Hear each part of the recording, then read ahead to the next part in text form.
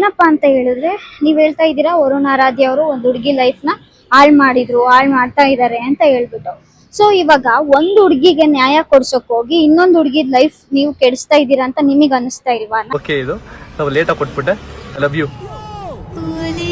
ಹೇಳಿದ್ರೆ ಅವ್ರಿಗೆ ಹೆಂಗ್ ಸಪೋರ್ಟ್ ಮಾಡಿದ್ರು, ಇವಾಗ ಇವ್ರಿಗೂ ಹಿಂಗೆ ಸಪೋರ್ಟ್ ಮಾಡಿ ಚೆನ್ನಾಗಿರ್ತಾರೆ ಮುಂದೆ ಲೈಫಲ್ಲಿ. ಏನು ಹೋಗಿದೆ ಅಂತ ನಾನು ಹೇಳೋಕೆ ಇಷ್ಟಪಡ್ತೀನಿ ಗೈಸ್. ಸೊ ಗೈಸ್, ನಾನು ಮೊನ್ನೆ ಒಂದು ವಿಡಿಯೋ ಅಪ್ಲೋಡ್ ಮಾಡಿದೆ ವರುಣ್ ಆರಾಧ್ಯ ಅವ್ರ ಬಗ್ಗೆ. ಸೊ ಅದಕ್ಕೆಲ್ಲ ನೀವು ತುಂಬಾ ನೆಗೆಟಿವ್ ಆಗಿ ಕಮೆಂಟ್ಸ್ನ ಶೇರ್ ಮಾಡ್ತಾ ಇದ್ದೀರಾ. ಇಲ್ಲಿ ಏನೇನಾಗಿದೆ, ಅವ್ರು ಮೋಸ ಮಾಡಿದ್ರು, ಇವ್ರು ಮೋಸ ಮಾಡಿದ್ರು, ಅದೆಲ್ಲ ನೀವು ಇಲ್ಲಿ ನಿಂತ್ಕೊಂಡು ಹೇಳೋದು ತುಂಬಾ ಈಸಿ. ಬಟ್ ನಿಮ್ಗೆ ಅವರೆಲ್ಲ ಫುಲ್ ಡೀಟೇಲ್ಡ್ ಆಗಿ ಹಾಕಿದಾರ ಅವ್ರ ಲೈಫ್ ಬಗ್ಗೆ? ಇಲ್ಲ ಅಲ್ವಾ?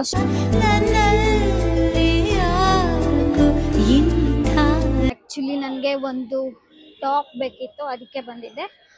ಅಂಡ್ ಏನಪ್ಪಾ ಅಂದ್ರೆ, ಆ ಕಮೆಂಟ್ಸ್ ಎಲ್ಲ ನನ್ನ ಇಷ್ಟೊಂದು ಮಾತಾಡ್ಸೋ ತರ ಮಾಡಿಸ್ತು. ಎಲ್ಲ ನನ್ನ ಸೈಜ್ ಬಂದ್ಬಿಟ್ಟು ಸ್ಮಾಲ್, ನನಗೆ ಸ್ಮಾಲ್ ಸಿಗೋದೇ ಇಲ್ಲ, ತುಂಬಾ ಕಷ್ಟಪಟ್ಟು. ಯಾರೋ ಒಂದು ರಿಲೇಶನ್ಶಿಪ್ ಅಲ್ಲಿ ಇರ್ತಾರೆ, ಅದು ಬ್ರೇಕಪ್ ಆಗಿರುತ್ತೆ, ಅವರು ಮತ್ತೆ ಮೂವ್ ಆನ್ ಆಗ್ಬಿಟ್ಟು ರಿಲೇಶನ್ಶಿಪ್ ಮತ್ತೆ ಇನ್ನೊಂದು ರಿಲೇಶನ್ಶಿಪ್ ಅಲ್ಲಿ ಇರೋದು ಒಳ್ಳೇದಾ, ಆರ್ ಮೂವ್ ಆನ್ ಆಗೋಗ್ಬಿಟ್ಟಾ? ನಾನು ತೋರಿಸ್ತೀನಿ. ಬ್ಯಾಂಗಲ್ಸ್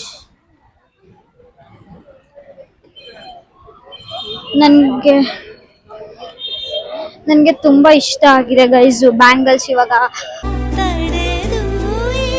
ನಾನು ಹೇಳಿದ್ದು ನನ್ನ ಒಪಿನಿಯನ್, ಓಕೆ? ನಿಮ್ಮ ಒಪಿನಿಯನ್ ಏನಿದೆನೋ ಅದು ನಿಮ್ಗೆ ಬಿಟ್ಟಿದ್ದು. ಬಟ್ ನನ್ನ ಒಪಿನಿಯನ್ ನಾನು ಶೇರ್ ಮಾಡ್ಕೊಂಡಿದ್ದೀನಿ. ಫ್ಯಾಮಿಲಿ ಬಗ್ಗೆ ಏನು ಯೋಚನೆ ಮಾಡ್ದೇನೆ ಅವ್ರ ಫ್ಯಾಮಿಲಿನೂ ಈ ಕಡೆ ಸಫರ್ ಮಾಡೋದು ಒಳ್ಳೇದಾ, ಆರ್ ಎಲ್ಸ್ ಮೂವ್ ಆನ್ ಆಗೋದು ಒಳ್ಳೇದಾ? ನಿಮ್ಗೇನು ಅನ್ಸುತ್ತೆ ಅಂತ ನನ್ಗೆ ಹೇಳಿ, ಓಕೆನಾ? ಬಟ್ ನೀವೆಲ್ಲ ನೆಗೆಟಿವ್ ಕಮೆಂಟ್ ಯಾವ ತರ ಮಾಡ್ತಾ ಇದ್ದೀರಾ ಅಂತ ಹೇಳಿದ್ರೆ, ಒಂದು ಲವ್ ಅಂತ ಹೇಳಿದ್ರೆ ನೀವು ಒಂದೇ, ಇವಾಗ ಆಗೋಯ್ತು ಏನೋ ಬ್ರೇಕಪ್ ಆಯ್ತು ಅಂದ್ರೆ ನಿಮ್ ಪ್ರಕಾರ ಏನು ಸ್ಟ್ರಕ್ ಆನ್ ಆಗಿರ್ಬೇಕು ಅಂತನಾ? ಅಲ್ಲೇ ಇರ್ಬೇಕು,